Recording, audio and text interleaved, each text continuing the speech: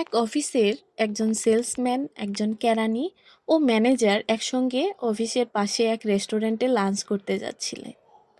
রাস্তায় তারা আলাদিনের সেই আশ্চর্য প্রদীপ কুড়িয়ে পেলেন।